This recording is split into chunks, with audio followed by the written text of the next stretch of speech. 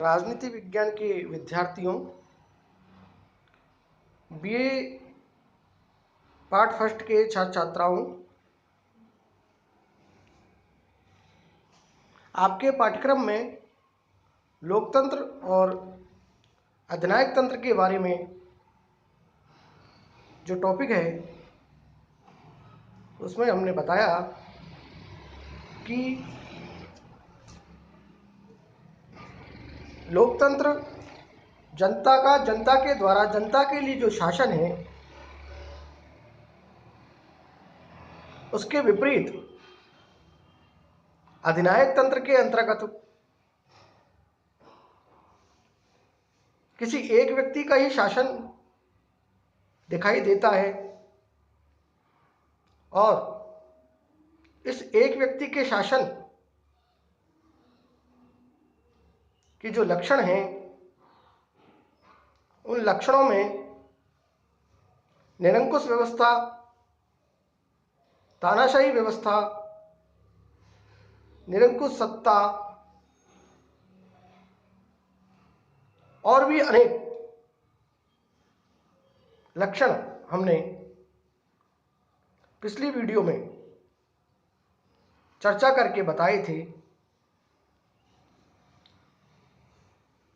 Elon वाल ने इसके जो लक्षण बताए उसमें हमने मुख्य राजनीतिक प्रतियोगिता यानी राजनीतिक दल और चुनाव पर महत्वपूर्ण पाबंदियां इस शासन में लगा दी जाती है। साम्यवाद या फांसीवाद जैसी प्रभावी राजनीतिक विचारधारा का इसमें अभाव पाया जाता है। अधिनायक तंत्र के अंतर्गत राजनीतिक शब्द से संबोधित की जाने वाली बातों का सीमित क्षेत्र होता है, क्योंकि इन शासन व्यवस्थाओं में सरकार आधुनिक प्रशासकीय तथा औद्योगिक विधियों के अभाव में सभी बातों को राजनीतिक रंग नहीं दे पाती है। राजनीतिक अनुरूपता तथा आज्ञाकारिता प्राप्त करने के लिए राजनीतिक सत्ताधारी बहुधा जोर जबरदस्ती तथा बल प्रयोग पर अधिक बल देता है। नागरिकों को स्वतंत्रताओं की अनुमति बहुत कम दी जाती है और उनके जनसंपर्क के माध्यमों तथा न्यायपालिका पर सरकार का सीधा नियंत्रण होता है। शासक या तो परंपरागत दृष्टि से राजनीतिक श्रेष्ठजन हो या अपने आधुनिक दृष्टिकोण वाले नए श्रेष्ठजन होते हैं। अक्सर सेना ही आकस्मिक राज परिवर्तन या स्वतंत्रता के औपनिवेशिक युद्ध के फलस्वरूप सत्ता को हथिया लेती है। एक गुट का राजनीति पर एकाधिकार नियंत्रण रहता है। इस प्रकार इसमें सर्वाधिकारवादी व स्वेच्छाचारी शासन व्यवस्थाओं में, जो कि तानाशाही तंत्र का ही एक रूप है, प्रकार ही है, जो कि मॉडर्न डिक्टेटरशिप में हमें दिखाई देता है। इन सभी बातों पर चर्चा विचार करने के उपरांत हम इसके गुण यदि देखें, इसकी से अच्छी बातें यदि हमें खोजें, इसके लाभ यदि हम देखें, तो कह सकते हैं कि अधिनायक तंत्र व्यवस्था के व्यवहार में इतने लाभ हैं कि अनेक लोकतांत्रिक राज्यों में जनता लोकतंत्र में कुछ लोगों की मनमानी करने की स्वतंत्रता से ऊबकर अधिनायक तंत्र व्यवस्था की कामना करने लगती है। विद्यार्थियों, कभी कभी क्या होता है, लोकतंत्र के नाम पर भी, डेमोक्रेसी के नाम पर भी जनता का शोषण होता है और जब इस व्यवस्था से जनता त्रस्त हो जाती है, वो अधिनायक तंत्र की ओर उन्मुख होने लगती है, उसमें विश्वास करने लगती है अगर अधिनायक तंत्र के उत्कर्ष के कारणों की खोज की जाए तो हमें मालूम होगा, विदित होगा कि जिस जिस देश ने या जिस जिस देश में निराशा, अव्यवस्था, असंतोष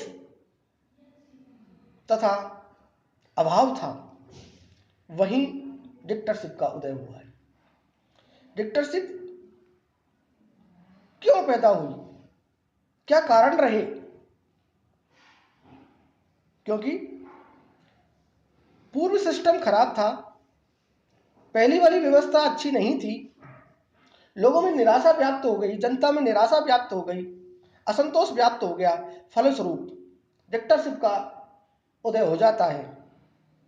जिन देशों में लोकतंत्र व्यवस्था लोगों में निराशा तथा अभाव उत्पन्न करने वाली बनी, वहीं इस व्यवस्था की, इस सिस्टम की स्थापना हो गई और आज भी अनेक राज्यों में जनता अधिनायक तंत्र को अच्छा मानकर निरंकुश शासकों का पूर्ण समर्थन करती हुई दिखाई देती है। इससे स्पष्ट होता है कि अधिनायक तंत्र में जो कुछ ऐसे गुण हैं जो इन व्यवस्थाओं की सैद्धांतिक श्रेष्ठता को सिद्ध करती है, इसके बावजूद भी इस व्यवस्था को अपनाने के लिए प्रेरणा देती है।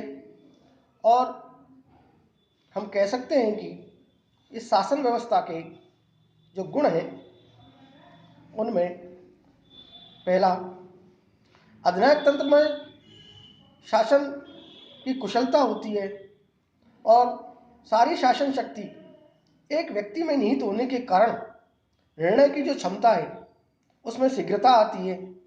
निर्णय लेने की शीघ्रता के क्रियान्वयन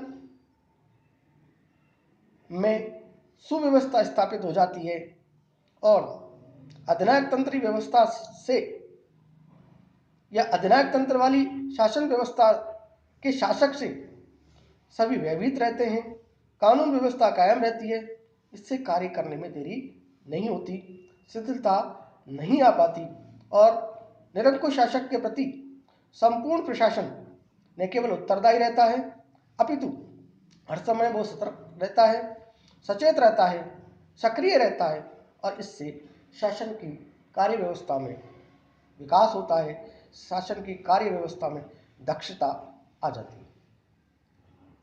विद्यार्थियों, इस व्यवस्था का जो दूसरा गुण हमें दिखाई देता है वह है इसका तेजी से विकास। देश में एक ही नेता, एक ही योजना तथा एक ही विकास का लक्ष्य रहने से देश की संपूर्ण शक्ति इस लक्ष्य के मार्ग को प्रशस्त करने में प्रयुक्त होती है। विद्यार्थियों, आर्थिक साधनों का समुचित विकास आज की शासन व्यवस्था का महत्वपूर्ण तत्व है। बिना आर्थिक व्यवस्था के जीवन उन्नत नहीं हो सकता है। इसलिए देश के विकास के लिए एकता, शांति और व्यवस्था की आवश्यकता होती है और अधिनायक तंत्र में इसकी ठोस व्यवस्था स्थापित हो सकती है। अधिनायक तंत्र से ही सारे साधन विकास की ओर लगाए जा सकते हैं। विद्यार्थियों, तीसरा इसका जो गुण है वह है देश में एकता की स्थापना में अधिनायक तंत्र बहुत सहायक रहता है। विभिन्न दलों और विरोधियों का दमन करके देश में एक दल व एक नेता का शासन स्थापित होने के कारण सारी जनता इसके प्रति वफादार हो जाती है। नेता के चारों तरफ सारी व्यवस्थाएं लग जाती है, देश एक ठोस एकता के सूत्र में बंध जाता है। दल या नेता जो कि लोगों को एकता में बांधने का साधन हो जाता है और उसी में सबको अपनत्व का आभास होने लगता है कि यही अपनापन है। और हिटलर और मुसोलिनी ने जर्मनी, इटली को सफल करने में अपना पूरा प्रयास किया। विद्यार्थियों, मित्रों, इसके अलावा राष्ट्रीयता की जो भावना है उसको जागृत करने में इसका महत्वपूर्ण योगदान है। देश के नागरिकों को पारस्परिकता में बांधने के लिए एक विचारधारा, एक दल व एक नेता का होना आवश्यक होता है, जो कि अधिनायक तंत्र में मौजूद है। सभी नागरिक बंधुत्व की भावना से अनुप्राणित रहते हैं। एक राष्ट्र का नारा एक ही झंडे के नीचे सबको खड़ा कर देता है।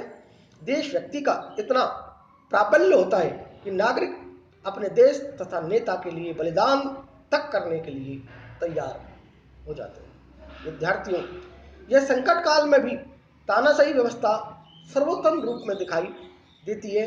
इसमें संकट का सामना करने के लिए सभी निर्णय और आइडियाज, आदर्श एक व्यक्ति के द्वारा दिए जाने के कारण आदेशों की एकता दिखाई देती है।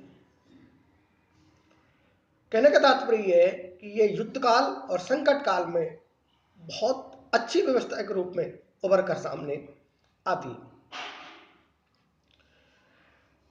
रूस, जर्मनी, चीन, इटली, टर्की और स्पेन का अभी तक का जो हिस्ट्री है वह इस बात का साक्षी है। जैक्सन ने अपनी पुस्तक यूरोप सिंस द वार में बहुत सुंदर तरीके से लिखा है कि स्पेन वासियों के इतिहास में यह पहला अवसर है जबकि रेल समय पर चली, अधिनायक के अधीन व्यापार और उद्योग समृद्ध हुए, कृषि फलीभूत हुई, फली फूली, श्रम के संकट दूर हो गए। कितनी अच्छी बात है। इसके अलावा भारत के कुछ अंशों में अधिनायकवादी कदमों ने देश का हाल में ही काया पलट कर दिया है। हालांकि कहना नहीं चाहिए, फिर भी मैं यहाँ आपको इस अधिनायक तंत्र के थोड़ी बहुत यानी कि कुछ बता सकता हूँ कि कुछ लोग वर्तमान शासन व्यवस्था को, मोदी की कार्यशैली को अधिनायक तंत्र के रूप में ही देखते हैं। लेकिन मैं यहाँ इस वीडियो के माध्यम से आपको बताना चाहूँगा कि लोकतंत्र वाली व्यवस्था में यदि निर्णय लेने की क्षमता कठोर हो, देश हित में हो, तो वो लाभकारी सिद्ध होती है। उसके दोष हमें नहीं दिखाई देने चाहिए और निर्णय लेने की एक रूपता, समय पर निर्णय लेने की क्षमता को डिक्टेटरशिप तो नहीं कह सकते हैं, लेकिन चूंकि यह टॉपिक विद्यार्थियों को अच्छी तरह से समझ में आए, इसलिए मैं कह सकता हूं कि इसके गुण भी हमें देख लेने चाहिए, लाभ भी देख लेने चाहिए। लेकिन इसका तात्पर्य ये नहीं है कि जनता का शोषण हो। जनता का शोषण कदापि नहीं होना चाहिए। जनता के हित में यदि यह व्यवस्था कुछ समय के लिए कायम हो तो निश्चित रूप से वे देश और पूरे समाज के लिए लाभकारी सिद्ध हो सकती है। इस प्रकार से ये हमारे सभी गुण डिक्टेटरशिप के हमें दिखाई देते हैं। दोष की यदि हम बात करें,